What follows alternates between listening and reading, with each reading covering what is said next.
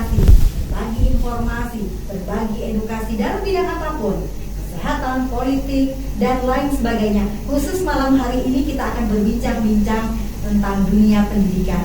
Nah, tentu saja untuk membahas hal ini saya tidak sendiri. Sudah bersama dengan saya di studio Jurnal TV. Saya perkenalkan narasumber kita malam hari ini. Yang pertama adalah dengan Pendeta Lodrik Nganu STH, Rektor Palangkaraya Mission School Center. Saya sapa dulu. Selamat malam Bapak. Selamat malam. Apa kabar? Puji Tuhan, baik. Terima kasih sudah hadir bersama kita dengan teman-teman di sini juga. Pemirsa, kita juga berkenalan dengan Pendeta Abraham Supriyanto, Ketua Prodi dari Palangkaraya Mission School Center. Malam Pak. Malam. Narai kabar? Malam. Luar biasa. Dan juga ada alumnus dari sekolah ini. Saya perkenalkan dengan Mas Randy. Mas Randy, narai kabar? Malam. Kalau yang di luar sana nggak ngerti balap, saya terjemahkan. Kabarnya baik. Benar demikian? Oke. Pemirsa, kita akan berbincang-bincang pada malam hari ini dengan tema transformasi dunia pendidikan untuk negeri. Nah, kita ingin mengetahui seperti apa saat ini dunia pendidikan. Tapi sebelumnya saya bacakan dulu prolog. Perjalanan transformasi dunia pendidikan. Semua bagian dari ekosistem pendidikan harus ikut ambil bagian dari transformasi yang terjadi di tengah pandemi COVID-19 saat ini, yang berlangsung berkepanjangan. Membuat konsep belajar pun harus ada yang namanya transformasi. Dulu kita tidak mengenal belajar daring, hanya sebagian saja belajar daring. Tetapi saat ini penggunaan teknologi begitu masif.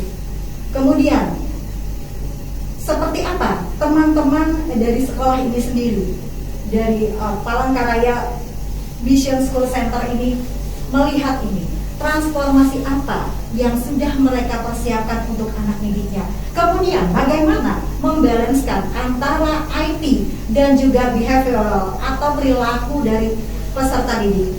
Pemirsa, jangan kemana-mana, inilah tatap muka selengkapnya. Pemirsa, seperti saya katakan di awal tadi, saya Olivia Teja akan mengawal Anda selama 60 menit ke depan. Langsung saja dengan Pak Rektor. Pak Rektor, kita tadi berbicara tentang transformasi. Nah, saat ini menurut pandangan teman-teman di dunia pendidikan seperti apa? Khususnya di Indonesia, kemudian kita mengerucut ke Kalteng sendiri.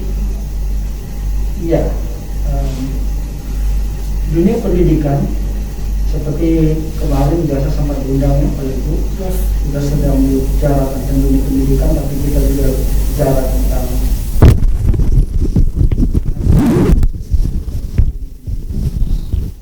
dan dunia pendidikan ini adalah kunci. Saya berulang-ulang saya katakan, maju mundurnya satu negara, satu daerah tidak akan bisa terlepas dari pendidikan. Pendidikan itu menentukan model dari satu daerah. Nah, oleh karena itu penting sekali setiap masyarakat itu teredukasi seperti kayak seperti ini. Saya sangat senang sekali tayang-tayang seperti ini, apalagi dengan perkembangan multimedia yang cukup masif, dan itu memberikan sodoran yang cukup nyaman untuk setiap masyarakat Indonesia gitu ya.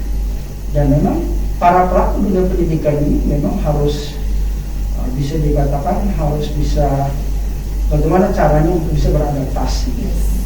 Karena kalau tidak mau beradaptasi agak susah dengan kondisi COVID-19 ini kan, kita tidak tahu kapan kira-kira dia akan bisa berakhir, gitu kan?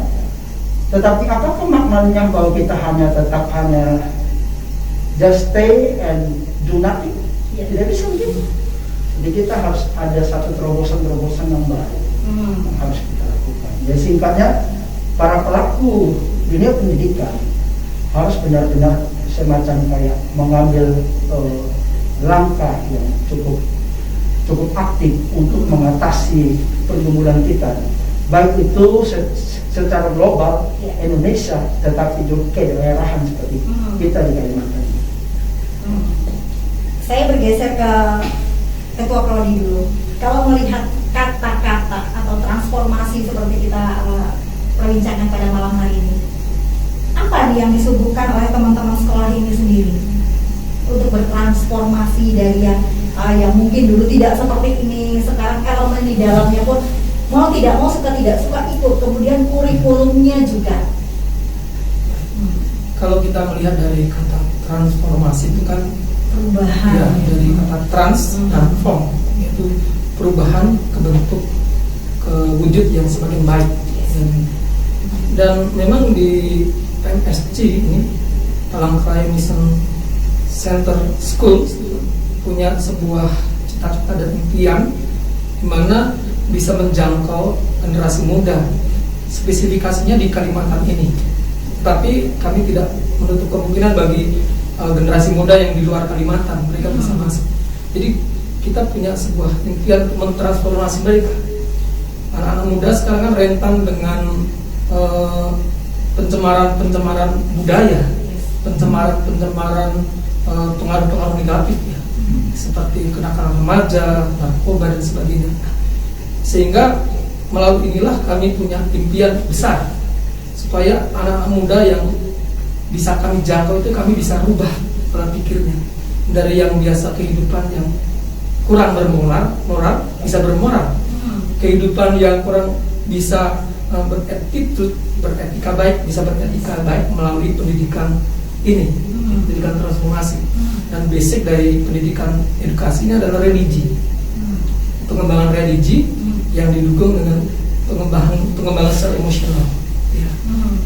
Kemudian untuk mensinkronkan seperti yang Bapak katakan tadi dengan kurikulum, kemudian dengan saat ini budaya, kemudian teknologi, itu seperti apa Pak? Sehingga tidak dia jomplang, orang bilang Betul. dia hebat Ya. Pak secara IT sekarang, melek nih semua digital, kan kita era digital. Ya. Tetapi secara maaf kata misalnya moralnya, karakternya dia tidak siap. Itu seperti apa teman-teman mempersiapkan generasi kita di sekolah ini? Baik. Jadi kami ini dibagi menjadi tiga hal. Satu, berorientasi pada kecerdasan intelektual. Jadi dikasih knowledge, pengetahuan yang memadai, baik pengetahuan teologi ataupun pengetahuan yang berbasic dengan seperti teologi dan teknologi. Ada proses komputer, terus ada juga di sana teknik bagaimana bercocok tanam, terus bagaimana mengenal tentang teknik listrik itu ada di sana.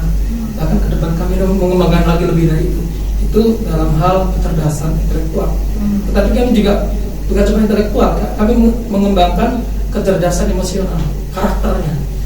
Bagaimana karakternya dibentuk menjadi pribadi yang utuh dan sempurna, sehingga ketika dia melangkah ke depan nanti menuju masa depan, mereka harus siap menghadapi tantangan apapun. Banyak karakter yang utuh tadi. Baru yang terakhir tidak lepas dari kecerdasan spiritual. Ya.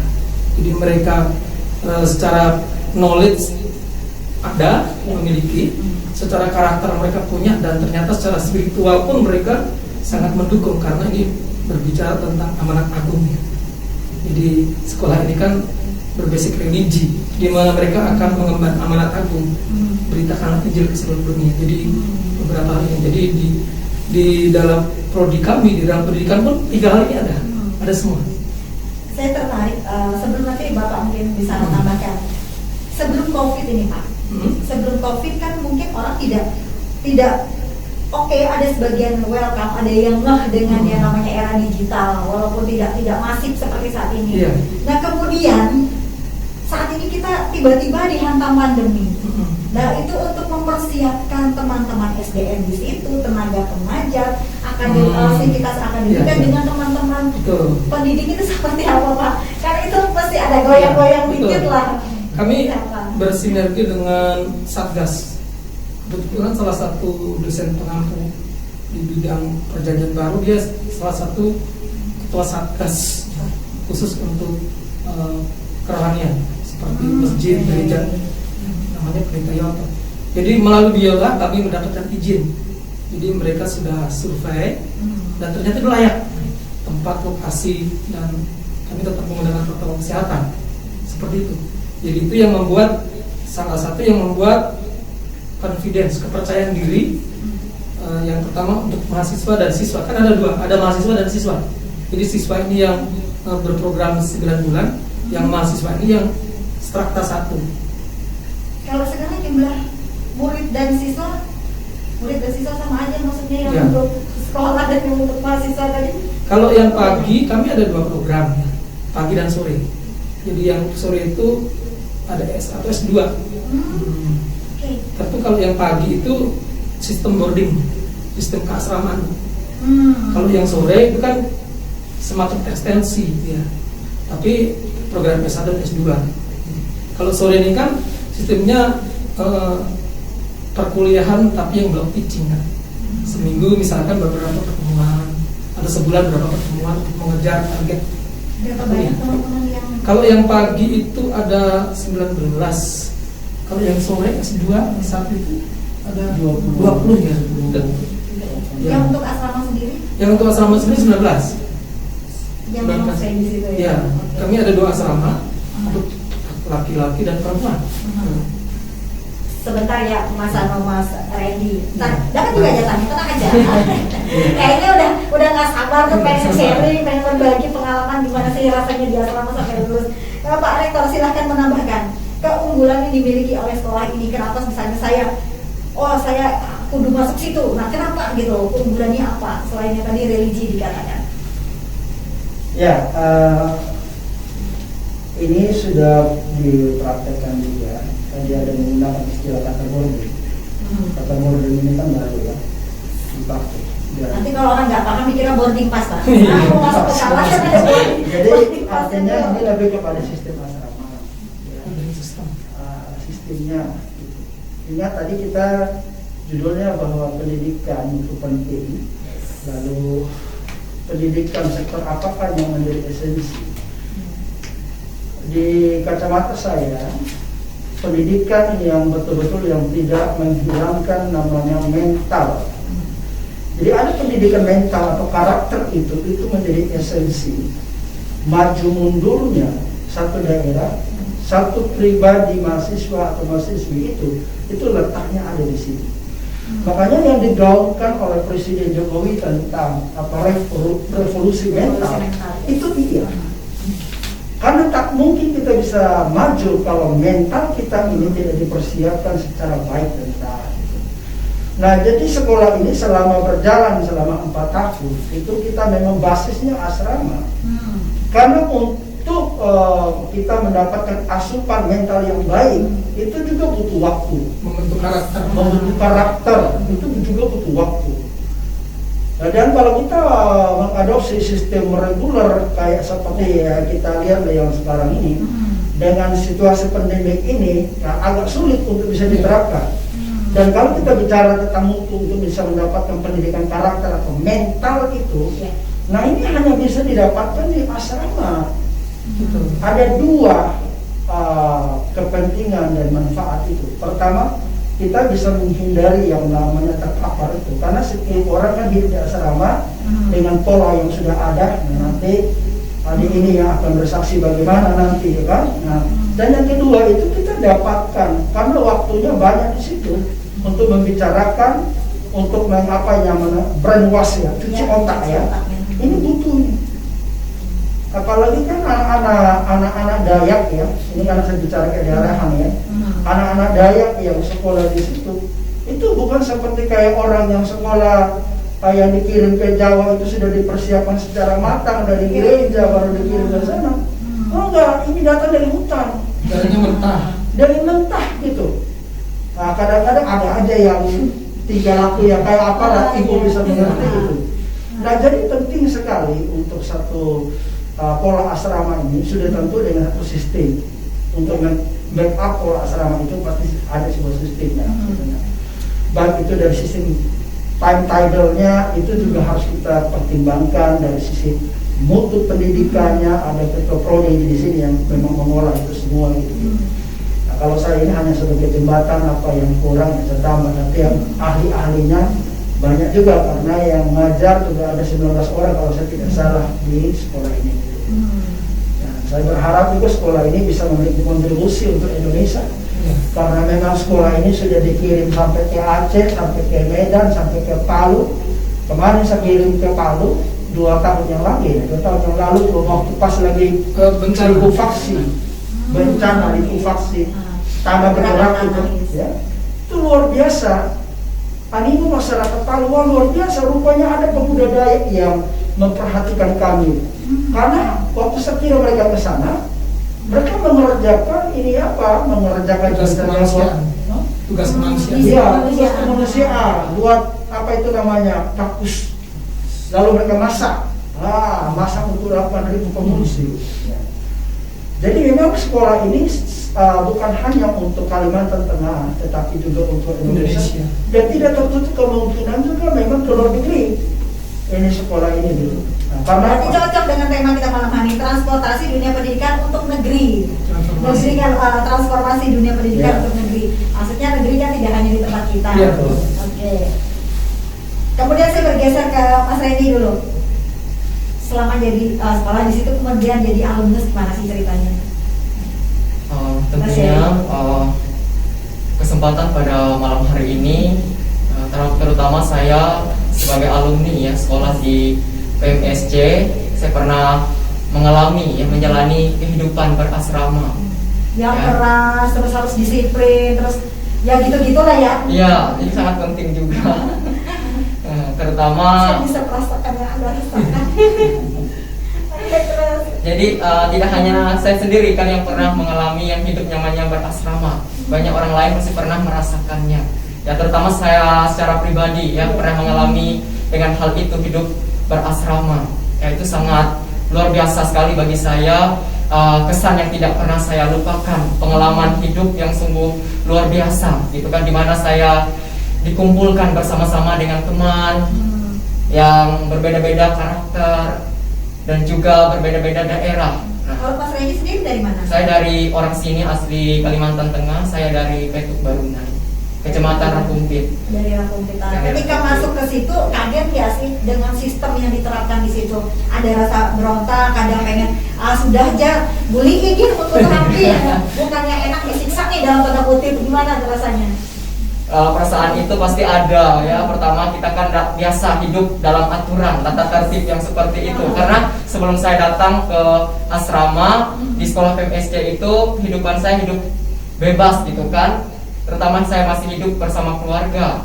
Ya kan, kalau di asrama kan saya harus mengikuti setiap aturan tata tertib Disiplin. yang Dan ada, disiplin. jamnya lagi ya. Iya, harus disiplin. Jadi tepat waktu. Jadi tidak semau maunya kita, tidak sembarangan.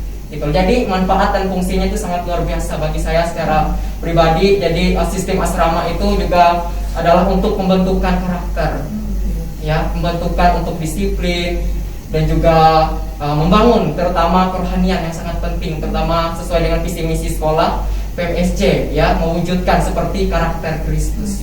Saya pengen nanya, ketika Mas Randy pertama datang, Mm-mm. kemudian pulang kampung, apa nih kesan dari keluarga, dari saudara ngelihat Mas Randy? Tentunya Pasti mereka gimana gitu, saya ngelihat kok beda gitu. Bisa dicerita? pastinya mereka sangat bersuka cita ya, terutama melihat perubahan ketika saya pulang kembali ke kampung yang dulunya dalam kehidupan lama saya ya masih hidup dalam amburadul gitu kan, hidup di dalam dosa ya, terutama ketika saya boleh hidup di dalam Tuhan, terutama saya diproses dibentuk di asrama yang sistem seperti itu, di mana saya boleh pulang membawa suatu perubahan. Itu kan bisa membanggakan orang tua saya, bisa menjadi kesaksian buat keluarga saya. Kalau karakter yang paling kentara waktu Mas Randy pulang yang dilihat oleh keluarga, Perubahannya itu apa? Perubahannya terutama perubahan ya, saya yang dulunya ya hidup jauh dari Tuhan, ketika saya pulang saya sudah bisa memberi kesaksian untuk mereka, berdoa gitu kan, mendekat dengan Tuhan, tidak lagi hidup di dalam kegelapan, membawa mereka dalam hidup dalam kebenaran. Kemudian kalau dari perilaku sendiri ada nggak tuh mereka kaget? Misalnya kalau dulu ketemu orang tua misalnya ya mohon maaf misalnya kita bukan menjudge ya, misalnya ya biasa gitu loh, ketika misalnya Mas Randy dari asrama agak beda nih misalnya perlakuan terhadap orang tua, sopan santunnya dapet atau seperti apa sih Kebiasaan buruk ya. Tentunya karena kan kita nih transformasi nih dari yang nggak bagus jadi yang bagus, kan? bagus. Oke. Tentunya yang saya dapati adalah etika. dalam bertutur kata, dalam berperilaku, tingkah laku, menghormati orang tua bagaimana, cara berbicara yang sopan itu bagaimana. Karena kita kan sudah hidup di dalam Tuhan, tentunya sudah berbeda dari yang dulunya, perubahannya ada. Nah, begitu. Itu yang terlihat jelas Iya. di keluarga. Dan itu biasanya kalau orang Jawa bilang ketok tular. Satu cerita kayak gini, si aku Iya. jiwanya begini.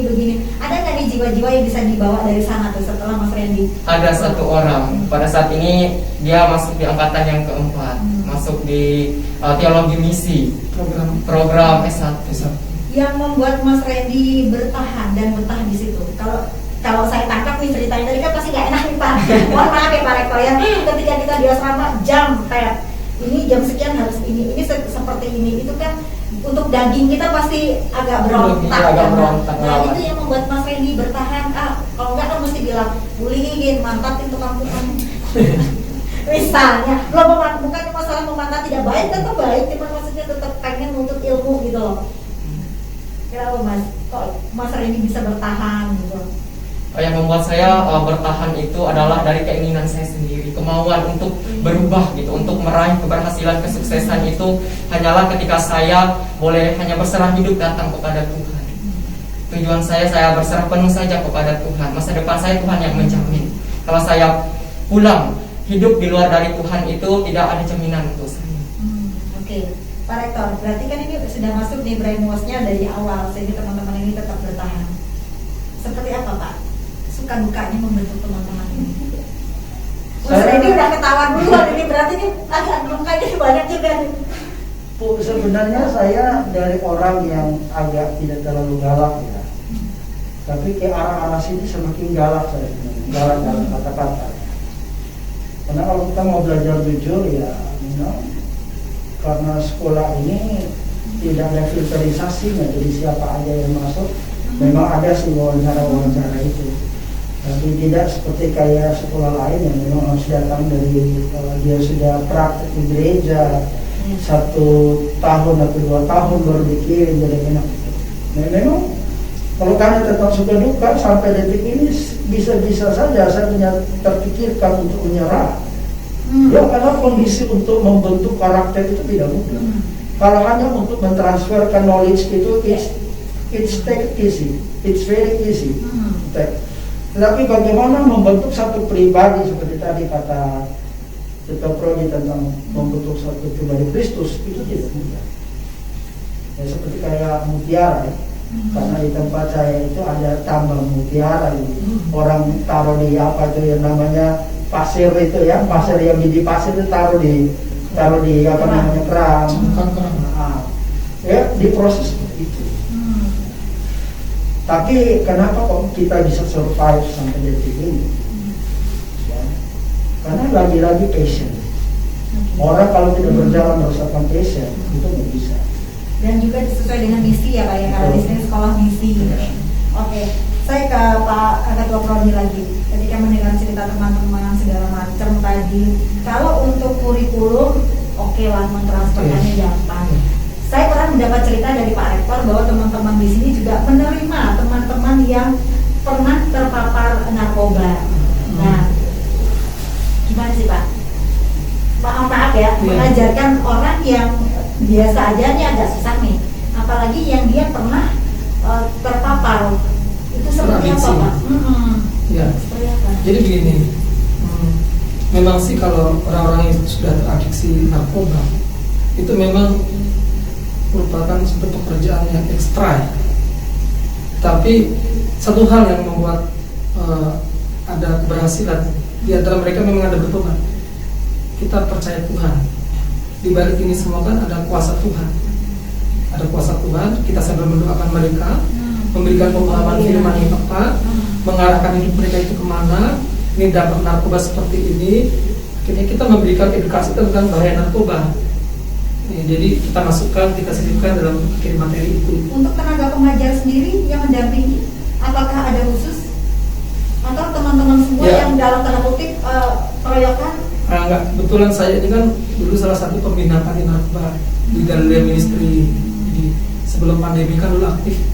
Jadi terus karena sekarang masa pandemi off, jadi saya fokus di sekolah ini. Berarti memang ada basicnya Ada, ya. ada.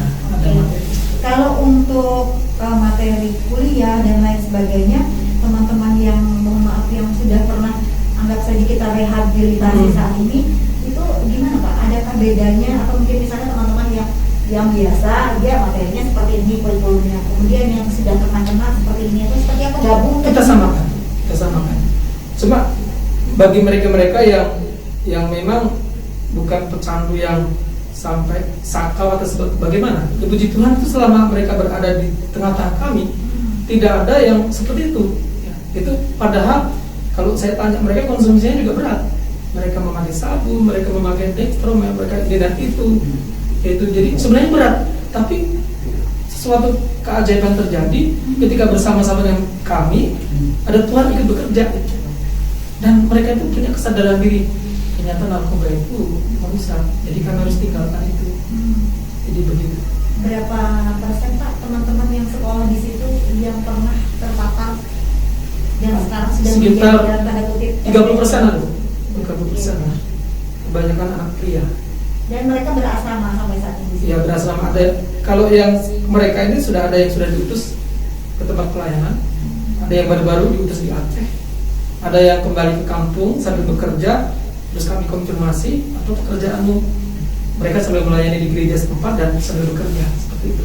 Oke. Dan kita tanya, apakah kamu masih tradisi? Enggak lagi.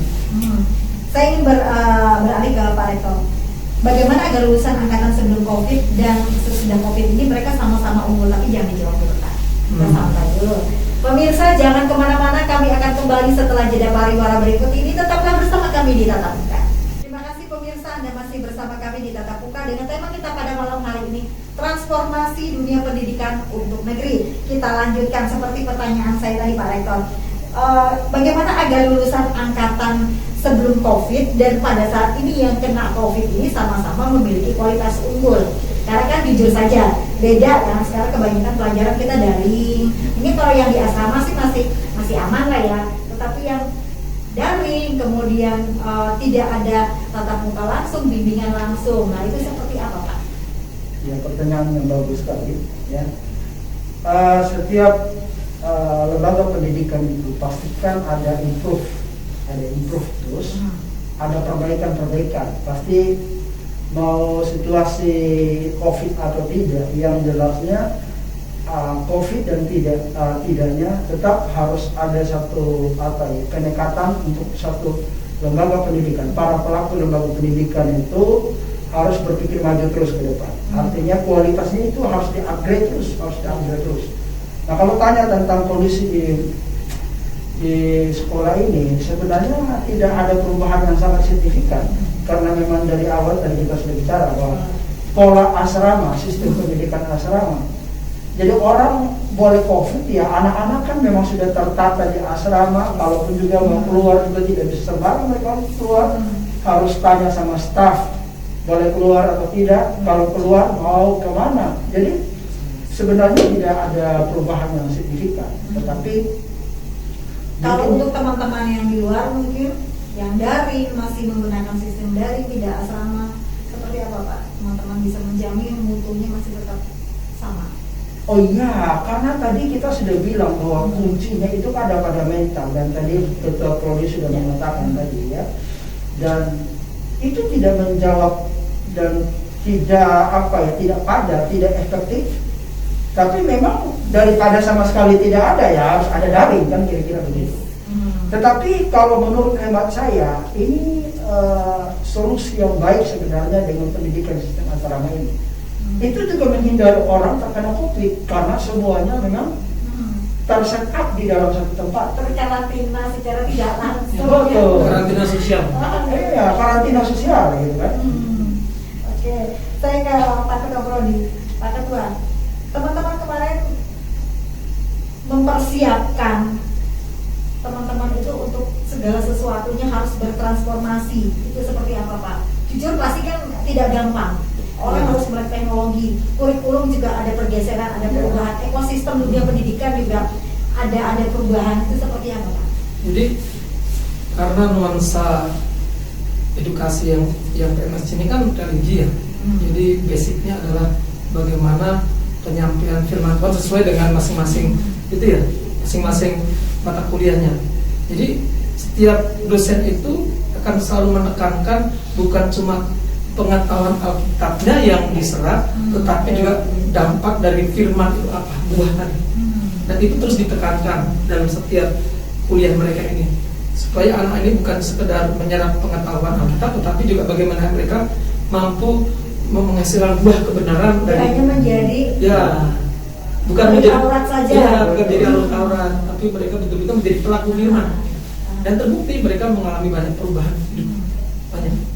Ini kami banyak melihat memang dari anak-anak yang dulunya minder, dari anak-anak dulu yang keterikatan, banyak di antara kami yang keterikatan roh penjahat, dari nenek moyang, keterikatan dosa, tapi step by step seiring dengan waktu terjadi transformasi melalui doa, melalui asrama, baik doa teman-teman, doa kami guru-guru. Kadang-kadang ya di luar dugaan, mereka bisa berubah. mujizat itu nyata. Ya, betul. Oke, saya bergeser ke Mas Randy lagi. Mas Randy, ketika berada di situ, pernah nggak terpikir? Memang tadi kan dikatakan bahwa masa depan Tuhan yang jamin. Pernah nggak terpikir misalnya, nanti kalau udah lulus aku nih misalnya mau kerja di sekuler atau seperti apa? Atau saya tetap fokus di pelayanan? Kalau saya secara pribadi sih saya mau khususnya fokus ke dunia pelayanan, ingin melayani Tuhan saya. Tapi kalau teman-teman di situ seangkatan Randy waktu itu, karena sekarang kan udah kerja nih, udah jadi staff di situ, ada nggak teman-teman yang misalnya punya keinginan dia bekerja di tempat lain, kemudian sama nggak dengan skill yang diajarkan di situ? Karena biasanya kalau sama teman ini kan saling sharing tuh. Ada nggak ditemui teman-teman yang kayak gitu? Aku misalnya kalau udah lulus aku pengen kerja di lain, di dunia sekuler. Kalau masalah itu sih ada, karena setiap orang kan pasti memiliki sudut pandang dan juga keinginan masing-masing kan berbeda, ya. Terutama ada ya. Memang motivasinya sejak masuk pun mereka ada yang memang dengan secara terpaksa gitu kan. Kalau biasanya kan orang bersungguh-sungguh itu adalah orang yang memang terpanggil gitu kan untuk memang melayani, ya. Tapi mereka itu motivasinya karena dorongan oleh orang tua, gitu kan, oleh dorongan mungkin dari orang lain gitu kan untuk masuk ke situ. Nah, jadi secara pemikiran mereka itu adalah secara terpaksa gitu kan. Jadi tidak fokus, tidak sungguh-sungguh untuk melayani Tuhan, tujuan mereka itu. Tapi kalau setahu Randy sendiri, ketika mereka bersekolah di situ, mereka punya basic kan untuk kerja di dunia sekuler. Itu pasti ada. Aman berarti kalau kayak gitu. Masih aman. Nah, lanjut aja saya ke Pak Rektor. Pak Rektor, untuk membalancekan antara dunia pendidikan sendiri dengan ketercukupan tenaga kerja, dengan dunia teknologi, itu seperti apa Pak? Karena sekarang kan angkatan yang lulus lebih banyak, kesempatan kerja tidak sebanding dengan ini. Nah, teman-teman dari sekolah ini sendiri mempersiapkan ke depan itu seperti apa? Kalau seperti kasus Mas Randy tadi, tidak semua mereka ke bidang rohani, seperti apa Pak? Iya, jadi tadi saya katakan dunia pendidikan ini butuh mental berpikir ya, yang bagus. Nah, di era yang sekarang ini dunia pendidikan ini memang harus melek. Jadi memang harus ada sentuhan holistiknya untuk, karena tadi kita sudah bilang bahwa banyak orang lulus S1 kan, tetapi tidak cukup penyediaan lapangan pekerjaan.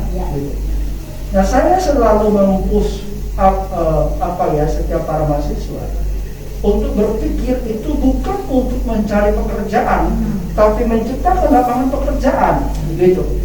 Nah, itu sebabnya kita ngomong bukan hanya sekedar ngomong, tapi kita pun juga mempraktekkan dengan kita mengkawinkan mutu pendidikan itu dengan holistik yang ada. Gitu. Misalnya tadi Pak Dr. Troy sudah sebutkan tadi, ada yang namanya pertanian, ada yang namanya komputer, ada yang namanya bahasa Inggris, ada yang namanya musik, dan lain sebagainya. Dan sekarang ini memang kita lagi merambut ke dunia UMKM, dan anak-anak ini sudah ada 5 produk, 6 produk atau 7 produk yang mereka sudah bisa buat gitu. Nah, sekarang ini kan memang harus begitu, dan mereka juga dilatih untuk bagaimana berwirausaha sekarang ini. Nah sekarang ini kan saya buka yang namanya boba nanti ke depan itu. Ya memang begitu. Memang dilatih sambil memang ini untuk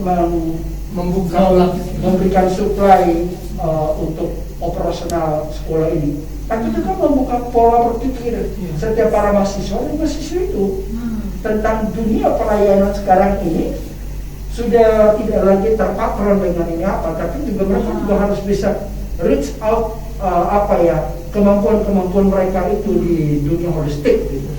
Nah kira-kira begitu. Oke, berarti saya ke Pak Ketua Prodi dulu. Kalau melihat penjelasan penjabaran Bapak tadi, berarti teman-teman juga sudah mempersiapkan ini, Pak. Iya, betul. Karena kemudian untuk melek teknologinya seperti apa? Karena kalau menjual produk sekarang kan susah untuk saya langsung door to door, kemudian face to face. Kan mereka harus menggunakan yang namanya teknologi digital seperti apa ini, Pak? Jadi mereka sudah mempraktekkan tadi sistem UMKM tadi, UMKM ya.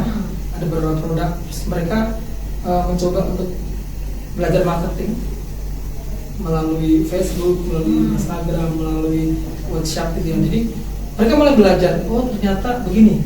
Jadi walaupun dalam dunia pandemi seperti ini kan namanya bermarketing, berdagang, melakukan trading itu tidak harus face to face, tapi bisa lewat sosial gitu ya. Platformnya sekarang banyak. Ya, media sosial gitu. Jadi itulah yang salah satu masukan input buat mereka. Jadi pikiran-pikiran mulai berkembang. Adakah kurikulum ini sudah dibakukan oleh teman-teman di sini? Apakah ini masih terus mengalami penyempurnaan. Transformasi Ya, tadi masih terus kembali. ya. Kami sebenarnya jujur kami sedang mencari satu sistem yang lebih sempurna lagi gitu, seperti apa ke depan sesuai dengan tantangan zaman gitu ya. Oleh sebab itu kita terus cari perubahan-perubahan, cari inovasi-inovasi yang sesuai gitu ya. Seperti itu. Oke, berhubung dengan inovasi, saya ke Mas Randy. Mas Randy, ketika kita sekarang udah mengetahui di dunia pelayanan tidak hanya langsung kita bertemu muka dengan orang dengan audiens, tapi sekarang kan menggunakan platform digital itu sebenarnya. Seperti apa teman-teman waktu itu belajar, kemudian men-sharingkan ini, saya men-sharingkan firman, tetapi menggunakan yang namanya media digital seperti orang bilang dunia di dalam genggaman tangan kita. Teman-teman memanfaatkan ini seperti apa prakteknya? Menggunakan digital ya, secara online. Memang itu kan sangat penting sekali kan, terutama sekarang kan kita tidak bisa langsung tatap muka karena situasi kondisi pandemi COVID-19 ini kan itu harus tetap diberitakan, diseringkan ya, jadi tidak boleh berhenti gitu kan, tetap disebarluaskan. Memang itu sangat penting sekali, terutama bagi kita orang-orang yang percaya. Nah, teman-teman menggunakan ini seperti apa? Misalnya menulis lewat Facebook kah, atau seperti apa, atau langsung biasanya kan sekarang tuh lagi zaman ngevlog, dia ngevlog kemudian menggunakan handphone, tapi yang diperkatakan adalah firman tanpa orang itu menyadari kita ini menggurui gitu loh. Seperti apa teman-teman menggunakan itu? Kalau teman-teman ya, terutama dan juga Randy sendiri. Ya, secara pribadi saya sendiri ya, terutama saya biasanya kan men-sharingkan terutama firman Tuhan itu melalui media sosial, terutama melalui Facebook dan juga bisa juga via Zoom meeting. Secara online gitu kan memang sangat diperlukan, dibutuhkan ya, terutama dalam keadaan yang seperti ini ya, kita juga harus tetap memberitakan itu ya, walaupun kita tidak bertatap muka, tidak bertemu langsung ya, teman-teman yang di luar sana pun juga bisa gitu kan mendengarkan firman Tuhan itu yang jauh gitu kan, yang memang tidak dekat dengan kita, terutama di daerah Kalimantan Tengah ini. Di luar itu pun mereka juga bisa mendengarkan pemberitaan firman itu melalui media sosial ini. Sehingga handphone ini juga manfaatnya luar biasa, positifnya. Kemudian saya ke Pak Ketua dulu. Pak Ketua, bagaimana mempersiapkan teman-teman ini sehingga bijaksana menggunakan handphone, kemudian mengajarkan ke teman-teman ini, mereka menyampaikan firman tetapi tidak bermaksud seperti menggurui langsung khotbah gitu loh, jadi orang terimanya itu enak gitu loh. Nah seperti apa Pak? Aisyah ya mau menjawab silahkan. Nah, biasanya kan ada kiat-kiat tersendiri tuh. Dalam boarding system, dalam keasraman kami itu memang ada satu aturan yang cukup ketat. Selama masa pendidikan no handphone. Tidak ada pegang handphone. Itu membatasi gerak mereka untuk terpikat dengan dunia luar. Kan mereka sedang dikarantina secara sosial, secara Tapi kalau pas ada momen-momen tertentu, misalkan Pas kelas, pas free, iya. pas libur kan, dikasih HP selama 1 hari, betul ya? Betul. Untuk menghubungi orang tua. Habis itu batas waktu selesai ambil, karena anak-anak ini kan masih rohaninya kan Kalau tadi belum, itu perawan. ya masih rawan, masa transisi, lahir. masih bisa terpengaruh dengan terpengaruh dengan dunia yang pernah dijalani seperti itu. Jadi itu coba kami terus memotivasi. Nanti kalau kalian sudah selesai, kalian bisa pakai. Jadi selama masa pendidikan sangat dibatasi untuk memegang ini handphone. Ibaratnya hukumnya adalah haram. Bagaimana supaya teman-teman ini melek teknologi IT tidak ketinggalan, tetapi dengan sistem asrama? Ya, untuk saat ini kan kami masih memakai arsip di Zoom, itu bisa ya. Jadi cuma nanti sebelum mereka berangkat kan ada pengutusan ya, KPL selama 1 tahun. Kita akan sosialisasikan itu. Ya kan, selama 1 bulan mungkin kita bisa sosialisasikan supaya mereka juga tidak terlambat dengan informasi teknologi. Ya. Jadi Karena ini kan bukan ini lagi sebagai prepare acara. nih. 1 bulan ke depan ini kita mau prepare untuk mereka. Mereka 1 tahun akan praktek lapangan. Ada keluar daerah, ada keluar kota gitu. Jadi mereka juga harus kita wanti-wanti supaya mereka ketika diberikan HP Ya. Android ini mereka tidak salah menggunakan. Karena kalau kita memantau mereka 1 kali 24 jam itu kan susah. Iya. Susah. Bapak tadi kan mengatakan mindset mereka, karakter mereka yang dibentuk sehingga bijaksana. Iya, bijaksana. Jadi tidak bijaksana bijak sini ya, Pak. Iya. Bijaksana.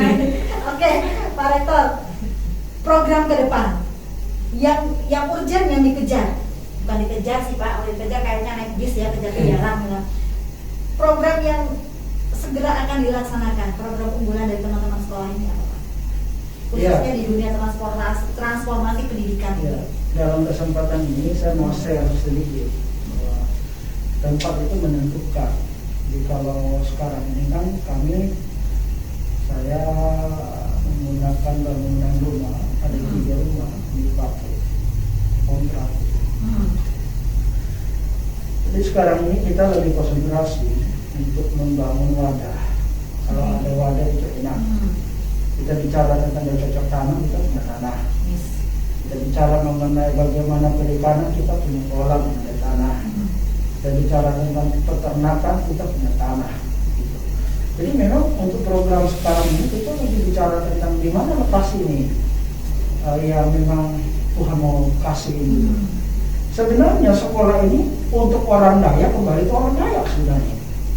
Iya, memang begitu. Makanya mayoritas para mahasiswa dan mahasiswi yang ada kan adik-adik kita yang dari kabupaten-kabupaten dari pedalaman dan sekolah di situ. Ya. Dan kalau untuk memantapkan ini supaya mutunya, mungkin yang kita berbicara tentang mutu. Bicara mengenai mutu, tadi kan Pak Ketua bilang lagi tetap kita akan improve untuk mencari formula yang tepat sistem itu. Jadi kita sangat welcome dengan perubahan-perubahan yang membuat orang bisa maju, transformasi yang menyebabkan orang lebih baik ke depan. Itu sangat penting. Nggak ada orang bilang saya sudah perfect nih. Dunia pendidikan ini juga tetap harus welcome dengan sebuah perubahan lebih baik lagi ke depan. Jadi ada 2 hal itu, tempat dan juga mutu yang harus karena sehingga kalau kita utus anak-anak untuk praktek PKL 1 tahun itu tidak buat malu-malu, tidak buat malu-malu Tuhan, tidak membuat malu-malu orang Dayak, dan tidak membuat malu-malu juga sekolah. Nah, berarti 3 malunya nih harus diminimalisir. Iya, betul. Oke, karena Bapak tadi sudah menyinggung masalah mutu pendidikan.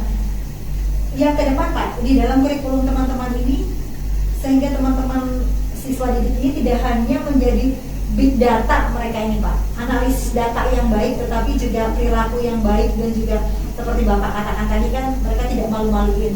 Apa Pak program atau kurikulum yang sudah disediakan ini Pak? Jadi begini, 3 ini. jadi mereka ini kan kita didik bukan cuma berpengetahuan teologi, Big data, analisis data. bukan cuma menganalisis dan berpengetahuan tentang teologi, tapi bagaimana mereka bisa terjun di tengah lapangan berhadapan dengan umat Tuhan dan masyarakat bahkan yang berbeda agama.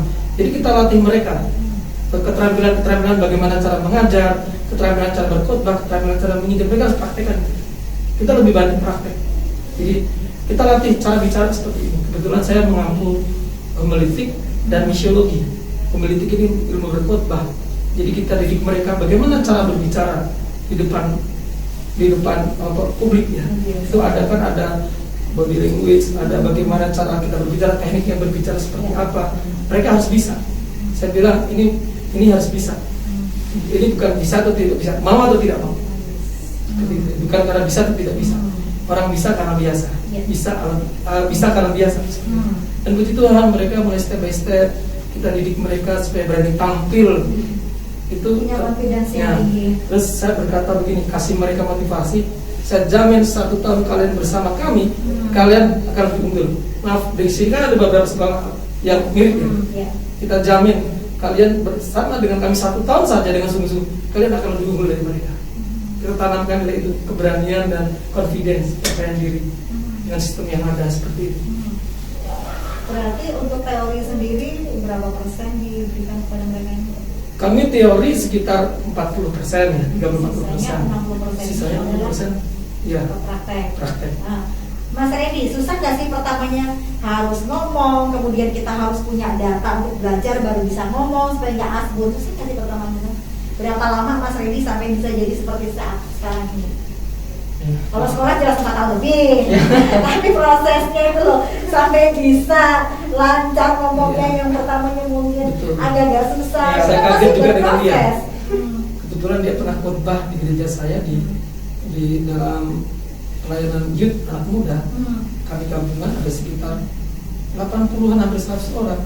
Dia berkhotbah bagus sekali, saya bilang. Saya kaget gitu. Kok bisa seperti itu padahal dulu dia itu minder, pendiam, introvert, tiba-tiba kok beda. Nah itu sharingnya seperti apa? Pasti kan itu prosesnya nggak gampang karena kan dengan cerita dari Prodi tadi sekian persen teori sekian. Kebetulan saya guru homiletik dia gitu, guru mengajar bagaimana cara berkhotbah. Jadi kaget, bagusnya. Nah seperti apa tuh? Saya puji. Pertamanya. Ya, yang pertama kali ya, ketika ketemu orang grogi kan, deg kan. Apalagi di depan orang banyak. Terutama saya ya, pertama kali ketika saya masuk di sekolah PMSC ini, terutama saya mengenal yang namanya dunia pelayanan ini. Ya, terutama beberapa hal yang Pak Abraham sudah sampaikan, terutama Pak Abraham juga sebagai pengajar di PMSC, terutama saya juga sebagai siswa. Tentunya pertama kali ya saya merasa diri saya ini minder gitu kan. Saya ini takut gitu. Apa kedepannya saya ini mau jadi apa gitu kan. Di depan orang saja saya takut berbicara, saya mau ngomong apa gitu kan, bingung. Mau beli aja ngomongnya bingung gitu. Iya. Apalagi ketemu dengan orang-orang banyak kan, di depan orang pasti ada rasa grogi gitu kan, gugup di depan orang. Nah itu untuk prosesnya itu seperti apa, berapa lama sampai bisa kemudian dikasih pertama trainingnya gimana? Yang kami rubah mindsetnya dulu. Oke. Mindsetnya bukan teori cara. Bukan teorinya tetap, tapi mindsetnya kita rubah. Jadi sekarang mindset yang saya ciptakan tuh begini, bahwa karena ini konteksnya pemberitaan firman. Yes. Yang pertama, ketika kamu berdiri di hadapan orang, kamu adalah utusan Tuhan. Yang pertama, hanya kamu yang diutus Tuhan untuk berbicara, tidak ada yang lain. Cuma kamu saat itu. Yang kedua, setiap orang itu perlu keselamatan. Setiap orang perlu perubahan hidup. Jadi yakin bahwa kamu diutus Tuhan untuk berbicara. Jadi yang kedua, setiap orang perlu keselamatan, perlu perubahan, perlu pertolongan. Entah yang di depan itu dosenmu sekalipun, orang tuamu sekalipun, mungkin kepala daerah, yakin kamu diutus Tuhan untuk berbicara di depan banyak orang. Nah, Mas Randy, gimana menanggapi ini? Kan nggak gampang. Nah, iya kalau orang terima, kalau enggak, kita kan dibalang orang, dibalang itu seperti apa? Atau kalau ditinggal pergi lah ini, terus ngomong-ngomong kan gitu kan, nah tinggal itu gimana Mas? Pertama aja sharing kita malam hari ini kok bisa gitu loh. Oke, terima kasih ya. Pada malam hari ini ya, terutama saya diproses oleh Tuhan, memang melewati yang namanya suka duka ada ya, sakit segala macam, manis pahitnya pernah dilewati ya, hidup berasrama ya, terutama saya boleh bisa seperti ini itu oleh karena Tuhan yang memampukan saya. Roh Kudus itulah yang memberanikan saya untuk bisa berkata-kata sesuai dengan kemauan, keberanian saya. Saya bisa, saya pasti bisa. Terutama dalam hal ya kita harus punya kemauan, punya niat untuk nekat, harus bisa ya pasti belajar. Nah, terutama rajin untuk membaca firman. Kalau kita tidak membaca firman, pasti kita tidak tahu apa-apa gitu loh. Blank gitu kan. Jadi harus mempersiapkan lebih matang sebelum kita memberitakan ke orang. Pertama kali ngomong di mana nih? Pada saat praktek pertama.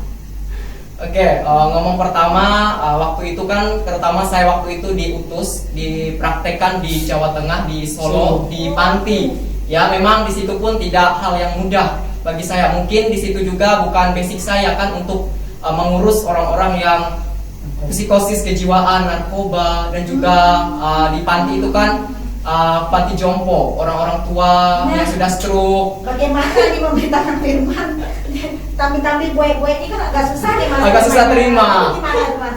Jadi butuh yang namanya kesabaran gitu kan. Jadi pelan-pelan ya kita memberitakan untuk mereka hal-hal yang simpel, yang sederhana saja yang bisa masuk di mereka gitu.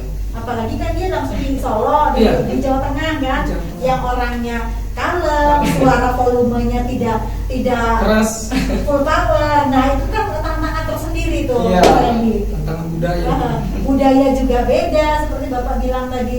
Nah itu seperti apa pertama kali tuh? Seru gak sih kalau yang pertama nih? Kalau kesini kan sudah ada pengalaman. Bisa ikut nanti masuk sekolah ini. Tapi kayaknya karena awalnya udah pede ya, dan bosnya dari Pak Rektor udah dapat. Ya. Nah, jadi oke, kita langsung lanjut lagi.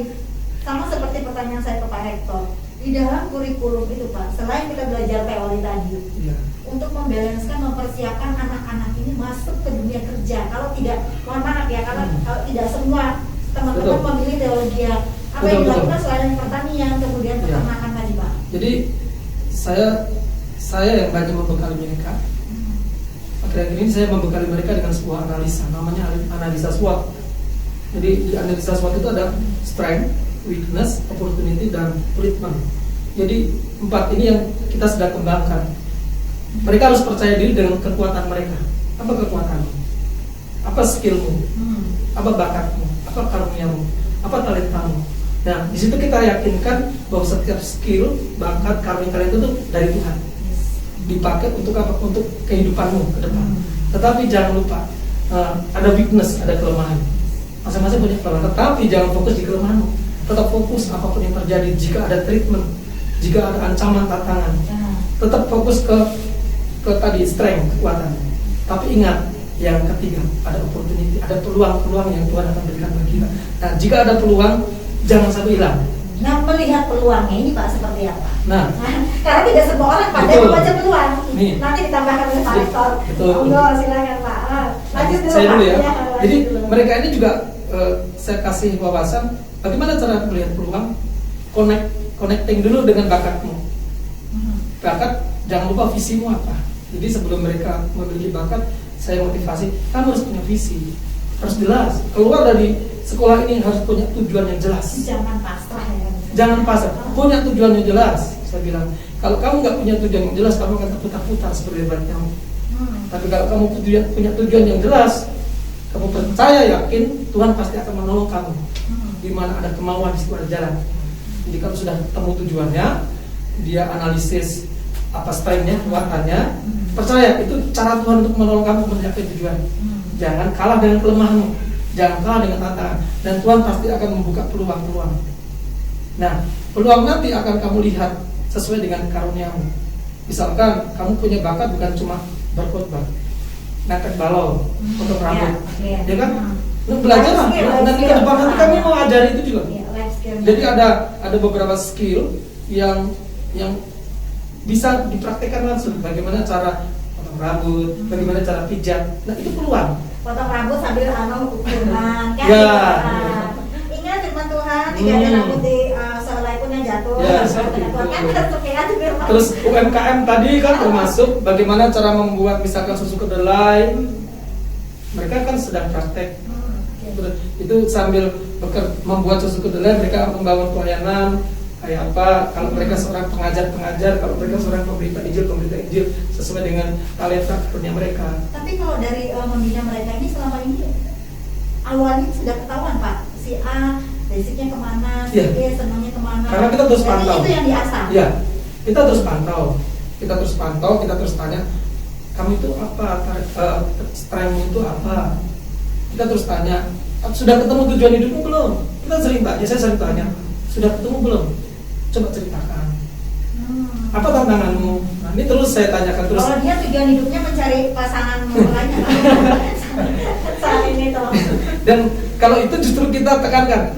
Pokoknya kalau kamu lulus di tempat itu jangan cari pasangan, karena Tuhan yang menyediakan pasangan.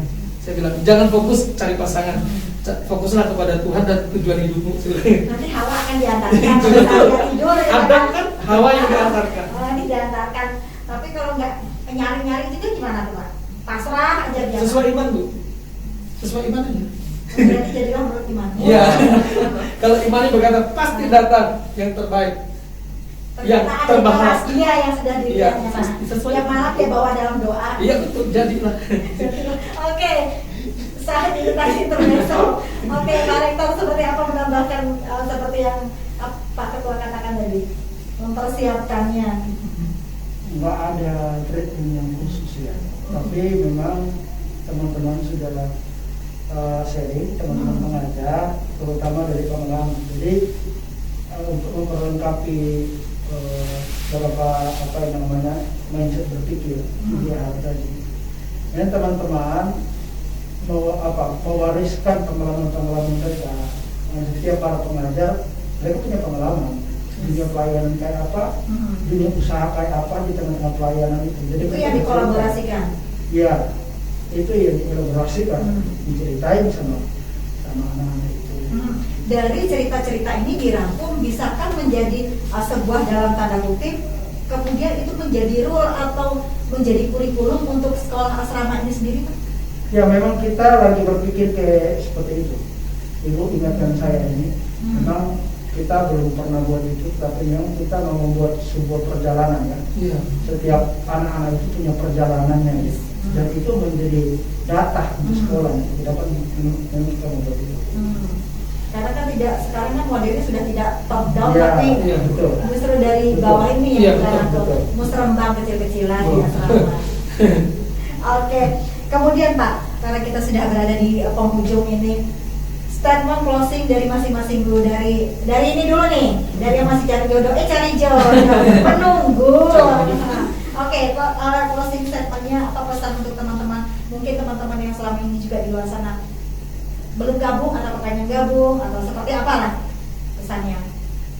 Oke, buat teman-teman yang ada di luar sana ya, terutama pada saat ini ya, yang terutama ya hidup mereka masih tidak dalam aturan gitu kan, tanda kutip ya, tidak hidup di dalam tata tertib ya, hidup berantakan gitu kan, apalagi hidup mereka hidup di luar Tuhan, jauh dari Tuhan ya, terutama melalui saya yang ada di tempat ini, terutama pada malam hari ini saya rindu ya bagaimana sekolah kami PMSC itu bisa membawa perubahan gitu untuk Kalimantan Tengah ini, di mana anak-anak Dayak yang ada di Kalimantan Tengah ini boleh dapat dimenangkan, terutama dalam hal karakter mereka, cinta mereka, kasih Tuhan dengan Tuhan itu lebih dalam gitu. Jadi hidup mereka itu tidak lagi hidup di dalam kayak pergaulan bebas. Tentunya kalau sudah hidup di dalam Tuhan, mindset berpikirnya juga akan berubah gitu kan. Tidak stagnan, tetapi ada transformasi dalam semua bidang kehidupan.